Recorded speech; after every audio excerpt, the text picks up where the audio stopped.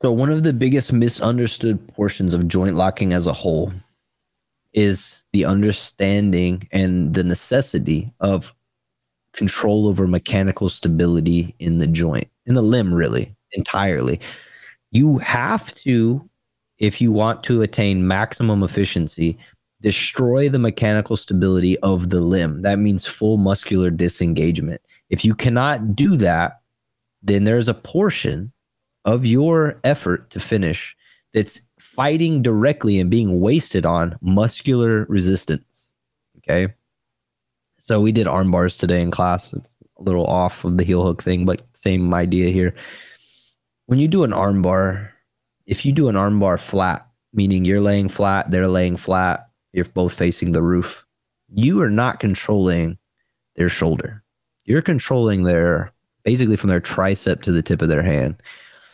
You can straighten out their arm all the way, right? And you can disengage their elbow. You can mechanically break the stability of the elbow. But if the shoulder doesn't get broken, then the shoulder can compensate when you try to finish. This is something that we've done for years. This is something that Vinny Magalhaes did to Fabricio Verdum to stop him from breaking his arm. Chase did this to Munch at the ADCC trials. He couldn't break his arm. Like, this is something we've done for years and years and years. And like, guys that start arm barring, they're not finishing it, not breaking our arms, you know? If you turn on your side in the arm bar and face the hips a little bit and use your knees to offset and collapse the stability of the shoulder, so you overly internally rotate the shoulder and then you collapse it with your knees, the shoulder can't compensate for any of the extension. The arm literally will go limp. Wow. And when the arm goes limp, now here's the thing, when the muscles are disengaged, every tiny little percentage of pressure that you're creating with your body is going into connective tissue, not muscle, connective tissue. Okay. So now when I'm bridging into your arm, instead of it being like, okay, straightening it out, I feel it in my elbow, tap, you feel it immediately in the elbow, immediately in the connective tissue, immediately into the breaking of the joint. The heel hook's no different. When you collect the foot inside your armpit and you bend it over the fulcrum of your wrist, the goal is to turn the foot to an angle that causes the muscles in the leg above the ankle to completely disengage.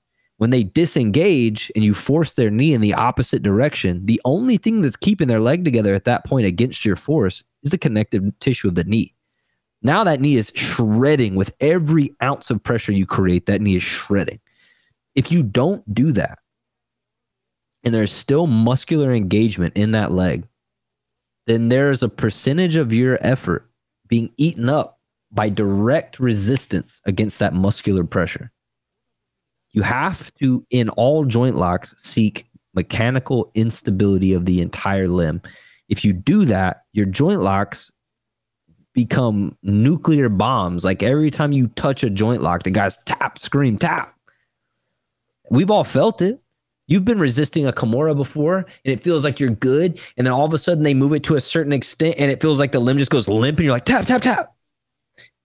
Because you can't, that feeling of the muscles disengaging, and the limb just, oh, the limb's going to go now. You know you don't have any fight left. You know there's no defense left. It's over. Mechanical stability is broken, and unless you can regain mechanical stability, it's time to tap because you have no way of fighting against them snapping your arm in half right now.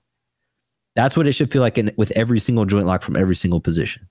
That's what makes the outside heel hook work, and why when we're doing outside heel hooks to people, they're screaming and slapping the mat, and a lot of other people are trying to outside heel hook people, and they're just missing one or two little things, and the guys are able to get out with a couple pops or whatever on their feet.